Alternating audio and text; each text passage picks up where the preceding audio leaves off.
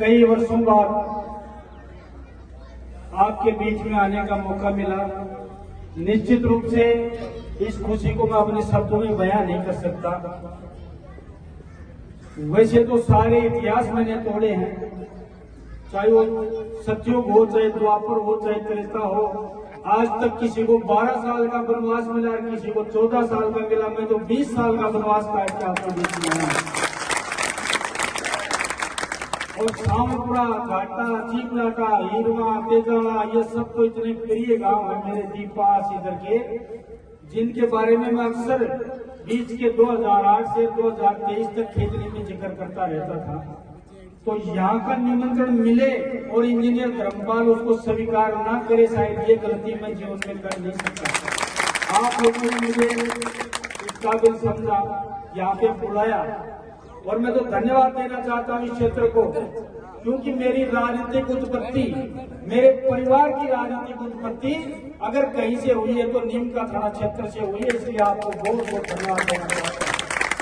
जहाँ पर वीर समाज के वीर बुजुर्ग बैठे हैं उनके श्री चरणों में प्रणाम करता हूँ, और वीर समाज के वीर पुत्र बैठे हैं उनको इंजीनियर धर्मपाल का नमस्कार करते हुए हमारे बाहर से आने वाले सभी मेहमान लोग हैं, इनका मान और सम्मान करते हुए हमारी एक बहन भी बैठी है, जिनसे मैंने पूछा कि आप इस गांव की सरपंच हो क्या। मैं कंफ्यूज था थोड़ा सा, तो बोले नहीं मैं तो यूट्यूबर हूँ। मैंने कहा हमारे टाइम से बाहर का काम है आपका, तो हमारे टाइम में नहीं था। तो आपका बहुत बहुत मान और सम्मान करते हुए सबसे पहले इस पवित्र भूमि पर, देवनारायण की भूमि पर, हीराबंद जी की भूमि पर मैं नमन करना चाहता हूँ समाज के योद्धा को, जिस योद्धा ने अपने प्राणों की आहुति देकर और पूरे जीवन संघर्ष करके इन कौमों को जगाया, और आखिरी में अंत में लड़ते लड़ते आपको 5% आरक्षण दिलवा के गए ऐसे कर्नल किरोड़ी के श्री चरणों में प्रणाम करता हूँ, और क्षेत्र का जनसेवक होने के नाते इनको नमन करता हूँ और पुष्पांजलि अर्पित करता हूँ।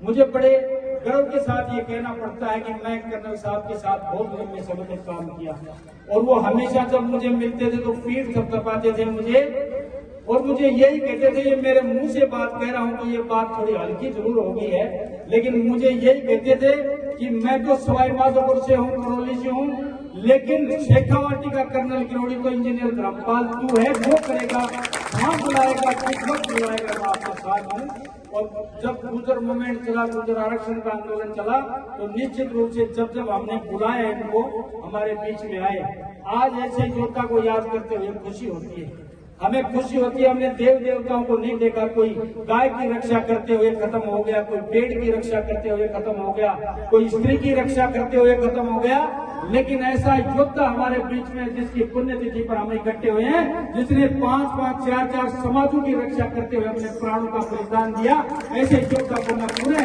नीम का थाना और क्षेत्र की जनता की तरफ से नमन करता हूँ। लेकिन मैं आग्रह आप लोगों से भी करना चाहता हूँ, युवा साथियों, मैं निश्चित रूप से कहना चाहता हूँ जवानी में जोश होना चाहिए, लेकिन जवानी में ऐसा जोश नहीं होना चाहिए जिससे कोई समाज बदनाम हो, चाहे परिवार बदनाम हो, चाहे गांव बदनाम हो। मैं एक बात निवेदन करना चाहता हूँ, ये बहुत बड़ा मूल मंत्र है, 5% का जो आरक्षण है, जो जागरूक नौजवान है और जो इसका आरक्षण का लाभ ले सकता है, तो मैं समझता हूँ कर्नल साहब की मेहनत और हम जैसों की मेहनत काम आएगी। अगर इस 5% का आरक्षण जो नौजवान नहीं लेता है और जो नौजवान पढ़ाई में विश्वास नहीं करता है, मैं समझता हूँ कर्नल साहब की कुर्बानी और कर्नल साहब को पुष्पांजलि करने का उसको कोई हक नहीं है। निवेदन ये करना चाहता हूँ, 5% का आरक्षण इतना बड़ा मूल मंत्र है समाज के लिए, चाहे तो हजारों लड़के और हजारों युवतियां हमारी नौकरी लग सकती है। लेकिन मैं बड़े दुर्भाग्य के साथ कहना चाहता हूं, मैं इसीलिए मुझसे लोग नाराज नहीं होते, सच्चाई का साथ दिया और सच्चाई का साथ देंगे। हमारे नौजवानों की दिशा और दशा थोड़ी भटक गई। आज हमारे समाज की बेटियां नौजवानों से आगे निकल गई, उसने भी मैं धन्यवाद देना चाहता हूँ।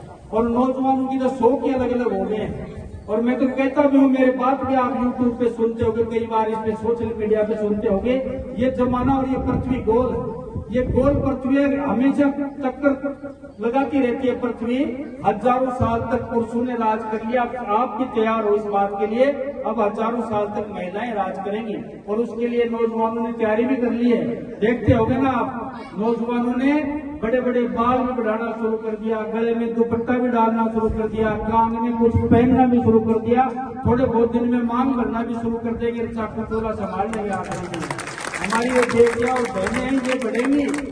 अगर इनके साथ चलना है तो इनके साथ चलो, कदम से कदम चला के चलो। जब हमारा रिजल्ट आता है समाज का तो गर्व से कहते हैं और गर्व से सीना चौड़ा हो जाता है कि हमारी बेटियां परचम फहरा रही है। और मैं बड़े दुख के साथ कहना चाहता हूँ, ये वीर समाज के वीर पुत्रों, जब जब इस देश पे, इस प्रदेश पे, इस समाज पे जब जब कोई संकट आया था तो ये वे वीर समाज है जिसने अपनी छाती अड़ा दी थी और दुश्मनों से ये कह दिया था कि जितनी गोलियां आपके बंदूकों में है हमारे सीने में डाल दो, जितनी बारूद आपके तोपखाने में है हमारे सीने में डाल दो, वरना हमारे देश की तरफ, हमारे प्रदेश की तरफ और हमारे गांव की तरफ देखने की हिम्मत मत करना। ये वीर समाज है और आज वो वीर समाज को अपराधी की परिश्रेणी में आता जा रहा है। मैं नौजवानों आपसे आगाह करना चाहता हूँ, राजनीति में नफा और नुकसान जीवन में बहुत झेला है और 2 साल की उम्र में अनाथ हुआ था। संघर्ष करते करते शहीद राम कुमार जी के घर में ज्यादा चोरियां डकैतियां नहीं होती थी, लेकिन उनको भी ये बात नहीं जमी थी कि मेरे सतीश बिरादरी के लोग जो खून पसीने की कमाई, जो जमीन का सीना चीर कर अपने हिस्से की रोटी निकालते हैं, लेकिन एक किसान का बैल कोई ले जाता है, कोई भैंस कोई ले जाता है, उसका गहना कोई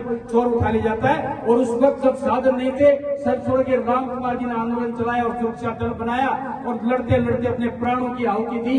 ये मैं आप लोगों से कहना चाहता हूँ, वही लड़ाई हम जारी रखना चाहते हैं, उसी लड़ाई को हम जारी रखना चाहते हैं। इस समाज को अपराध की दुनिया में जाते हुए देखकर बड़ी पीड़ा होती है। हम वो लोग हैं जो जब समाज का अपराध होता है, अन्याय होता है, उसका डटकर मुकाबला करने वाला ये वीर समाज के वीर पुत्र होते हैं। अपराध करना और अपराध की श्रेणी में आना हमारे लिए बड़ा पीड़ा का विषय है। जो भी नौजवान गलत रास्ते चलता है उसके समाज के बंधु से कहना चाहता हूँ, ये हमारे समाज की पहचान नहीं है, ये समाज पन्ना धाय का है, ये सरदार पटेल का है, ये राजेश पायलट का है और ये समाज कर्मी कर्नल किरोड़ी जैसे योद्धाओं का समाज है। इस समाज को बदनाम करने का, इस समाज को कलंकित करने का हमको कोई हक नहीं है। आज गुजर जाति अपराध के रास्ते पर चल रही है। मैं युवा आपके सामने कहना चाहता हूँ, मैं हर मन से कहूंगा, राजनीति में मुझे इसका नुकसान भी होता है। जो सच्चाई कहते हैं राजनीति में हजम नहीं होती, हजार दुश्मन पैदा हो जाते हैं, लेकिन मैं निवेदन करना चाहता हूँ, ऐसे महापुरुषों का अनुसरण करना सीखो, ऐसे महापुरुषों के रास्ते पे चलना सीखो जिन्होंने सच्चाई का रास्ता लोगों को दिखाया है। हम भी 20 साल तक संघर्ष करके सच्चाई के रास्ते पर आज राजस्थान की विधानसभा में जनसेवक के रूप में बैठे,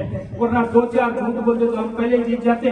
मैं फिर कहना चाहता हूँ, कौन से समाज की बात हम लोग करते हैं? हमारे समाज के विवेक की बात करते हैं। जिस योद्धा ने समाज के लिए 4-4 जातियों के लिए अपनी कुर्बानी देकर संघर्ष करके रेल रोक के और अपनी जान पर खेल के आरक्षण दिलाया, उस योद्धा ने जब चुनाव लड़ा तो उसको हार का सामना करना पड़ा कर्नल किरोड़ी सिंह को। जब इसके बेटे विजय भैंसला ने चुनाव लड़ा तो उसको हार का सामना करना पड़ा। कौन से जागरूक समाज के हम लोग हैं? मैं 20 साल से संघर्ष कर रहा हूँ, जिसके पिता ने 2 साल की उम्र में चोरी डकैती और अन्याय के खिलाफ संघर्ष करते करते अपने प्राण दिए थे। 20 साल से मैं संघर्ष कर रहा हूँ। इतनी विवेचना करने का मुझे हक नहीं था, लेकिन कई दिन में आपके बीच में आया हूँ। 100 नौजवानों में से अगर 10 नौजवान में मेरी बात सुन के सही रास्ते पे चल देंगे तो मैं समझता हूँ मेरा राजनीति करना सार्थक है, वरना मैं भी और नेता हूँ कि झूठ बोल सकता हूँ। मैं चाहता हूँ कि वीर समाज के वीर पुत्रों को जैसा काम करो तो आपको याद रखें, इतिहास आपको याद रखें। जीवन एक बार मिलता है, जो जिस दिन आपका जीवन समाप्त हो जाएगा, अच्छे काम करके जाओगे तो गांव में आपकी वर्षों तक बात चलेगी। वरना कई लोग ऐसे हैं जो आते और चले जाते हैं, 12 दिन के बाद भी यूं पता नहीं लगता है कि गांव में इस नाम का कोई आदमी था। ये जवानी किसी काम की नहीं है, ये जवानी देश के नाम की है, ये गाँव के नाम की है। और जो नौजवान गांव का नाम बदनाम करता है, अपने परिवार का नाम बदनाम करता है, मैं समझता हूँ उसका जीवन व्यर्थ है।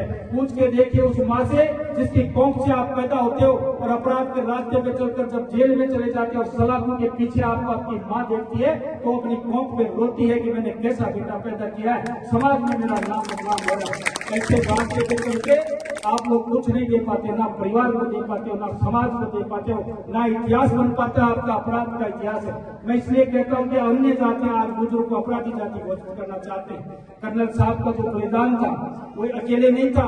मैं कहता हूँ कि हमारे शेखावाटी में से कौन मरा था, ये आरक्षण ऐसे ही नहीं मिला था। नौजवान दोस्तों, बड़ी मेहनत के साथ ये आरक्षण मिला था।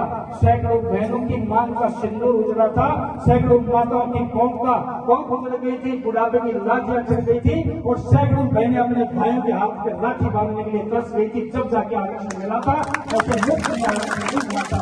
मुफ्त में मिली की कीमत चंद्रनाथ जी को मैं आग्रह करना चाहता हूँ, निवेदन करना चाहता हूँ, मेरे समाज को अगर मैं 2% भी सुधार सका तो मैं अपना जीवन सार्थक समझूंगा। वरना और नेताओं की तरह अपना घर बना के झूठे भाषण देके विधानसभा लोकसभा में पहुंचते जाएंगे और कुछ नहीं कर पाएंगे। सही रास्ते पे चलोगे। मुझे इतनी दूर आने पे इतनी बात कहने का हक था क्योंकि मैं इसलिए आया हूँ यहाँ पे, और जहाँ भी जाता हूँ जब सिर्फ समाज की बात होती है तो मैं ये बातें जरूर कहता हूँ। मुझे पीड़ा होती है, इसलिए मैं मेरी पीड़ा आपको सामने कह रहा हूँ। उन्हें मुझे इतना आपको सीरियस करने की जरूरत नहीं थी, लेकिन जब आए हैं तो कुछ करके जाएं। जीवन अगर लिखा है और जीवन भगवान ने दिया है तो ऐसे कर्म करके जाएं जो पीढ़ियों तक लोग याद रखें। ऐसे नौजवान बनो मेरे दोस्तों कि बुजुर्ग जब आपको गली से निकलता देखे तो ये कहे कि फलाने का लड़का बहुत भला है, और जब आप अपराध की दुनिया में चलते हो तो बुजुर्ग कहता है फलाने का लड़का तो तेरा पत्रभार है। ये मान लो उस माँ बाप को आपने जीते जी मार दिया, उस माँ बाप का जन्म खराब कर दिया, कोई हक नहीं है। नौजवानों, बहन बेटी की इज्जत करना सीखो, माँ बाप की सेवा करना सीखो, समाज में अच्छे कर्म और सत्कर्म करना सीखो। ऐसे नौजवान जिस गांव और गाड़ी में होंगे उस गांव और गाड़ी को स्वर्ग बनने से कोई नहीं रोक सकता है। गांव का नाम रोशन होता है। जो कलेक्टर बनता है वो परिवार तो अपने पेट का पालता है, लेकिन श्रावणपुरा में जब कोई कलेक्टर बनेगा तो पूरा गांव सीने से ठोक के कहेगा कि हमारे गांव का कलेक्टर है। जैसे नौजवान जब बनेंगे तब समाज का उद्धार होगा।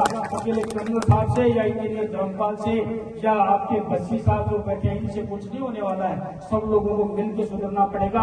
अच्छी कौम है, और मैं ये कहता हूँ दूसरी समाज जो है आपके कौम की बड़ाई बहुत करते हैं। अखिल में एकता बहुत है, भाईचारा बहुत है, दया धर्म बहुत है, आओ भगत बहुत है। जिस घर में जाओगे खाना खिलाएंगे, आपको पानी पिलाएंगे, इज्जत से बढ़ाएंगे, मान और सम्मान करेंगे।